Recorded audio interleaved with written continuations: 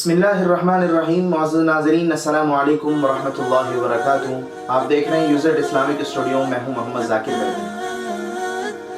انسان کی نگاہ جس وقت پاک ہوتی ہے اور پاکیزہ ہوتی ہے، اس کی نگاہ کے اندر میل کچیل نہیں ہوتا، یعنی اس کی نگاہ کسی غلط جگہ پر نہیں پڑتی اور وہ اپنی نگاہ کو غلط جگہ پر پڑنے سے بچاتا ہے اور اپنے آپ کو صحیح راستے پر چلاتا ہے، غلط راستوں پر اپنے آپ کو نہیں چلاتا، تو پھر اس کی نگاہ میں ایک الگ تاثیر ہوا کرتی ہے. اس کی نگاہ میں اللہ تعالیٰ کی طرف سے ایک الگ تاثیر عطا ہوتی ہے. اسی لیے علامہ اقبال نے کہا تھا، نگاہ مرد مومن سے بدل جاتی ہے تقدیریں، کہ واقعتاً نگاہ مرد مومن سے بدل جاتی ہے تقدیریں. آئیے معزز ناظرین اس واقعے پر نظر ڈالتے ہیں. عبید بن عمیر رحمۃ اللہ علیہ مشہور تابعی گزرے ہیں. اللہ تعالیٰ نے ان کو بڑی فصیح زبان دی تھی.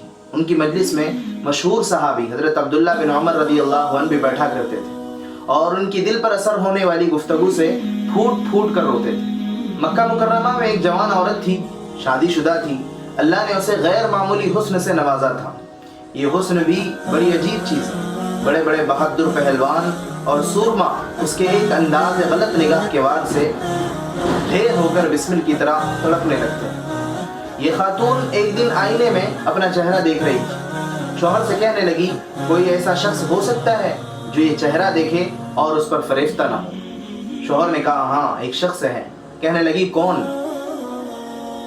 تو اس کے شوہر نے کہا کہ عبید بن عمیر رحمۃ اللہ علیہ. اسے شرارت سوجی. کہنے لگی، آپ اجازت دیں، میں ابھی انہیں اسیر محبت بنائے دیتی ہوں. شوہر نے کہا، اجازت ہے. وہ عبید بن عمیر رحمۃ اللہ علیہ کے پاس آئی. کہا کہ مجھے آپ سے تنہائی میں ایک ضروری مسئلہ پوچھنا ہے. چنانچہ عبید بن عمیر رحمۃ اللہ علیہ مسجد حرام کے ایک کونے میں، ایک گوشے میں اس کے ساتھ کھڑے ہو گئے. تو اس نے اپنے چہرے سے حجاب سرکایا اور اس کا چاند جیسا خوبصورت چہرہ قیامت ڈھانے لگا.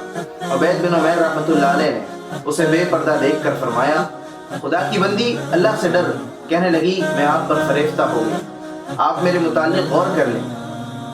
یعنی اس نے گناہ کی دعوت کی طرف اشارہ کیا. عبید بن عمیر رحمۃ اللہ علیہ نے اس سے کہا کہ میں تجھ سے چند سوالات پوچھتا ہوں، اگر تو نے صحیح اور درست جوابات دیے تو میں تیری دعوت پر غور کر سکتا ہوں. اس نے حامی بھر لی. فرمایا، موت کا فرشتہ تیری روح قبض کرنے آ جائے، اس وقت تجھے یہ گناہ اچھا لگے گا؟ کہنے لگی، ہرگز نہیں. فرمایا، جواب درست.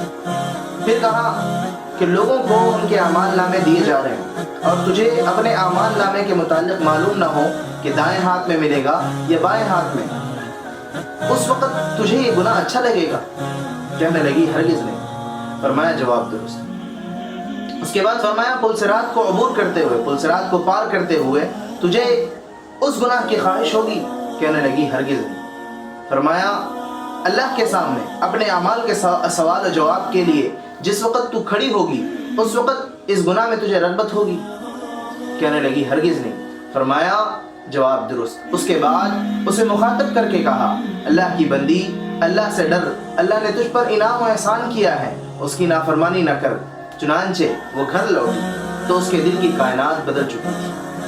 دنیاوی لذتیں اور شوخیاں اسے بے حقیقت معلوم ہونے لگی. شوہر نے پوچھا، کیا ہوا؟ کہنے لگی، مرد اگر عبادت کر سکتے ہیں تو عورتیں کیوں نہیں کر سکتی؟ ہم کیوں پیچھے رہیں؟ اس کے بعد نماز، روزہ اور عبادت میں ایسی منہمک ہو گئی کہ ایک عابدہ اور پرہیزگار خاتون بن گئی. اس کا آزاد من شوہر اس کی حالت دیکھ کر کہا کرتا تھا، مجھے عبید بن عمیر کے پاس شرارت کے لیے بیوی بھیجنے کا کس نے مشورہ دیا تھا؟ اس نے تو میری بیوی کو بگاڑ کے رکھ دیا. پہلی ہماری ہر رات شب زفاف تھی، اب اس کی ہر شب شب عبادت بن گئی. وہ راتوں کو عبادت میں مشغول ہو کر راہبہ بن چکی. واقعتاً مرد مومن کی نگاہ ایمان افروز سے بسا اوقات دل کی دنیا میں انقلاب آ جاتا ہے اور عقل و خرد کی شوقی و مستی جلوہ ایمان کے سامنے دم توڑنے لگتی ہے.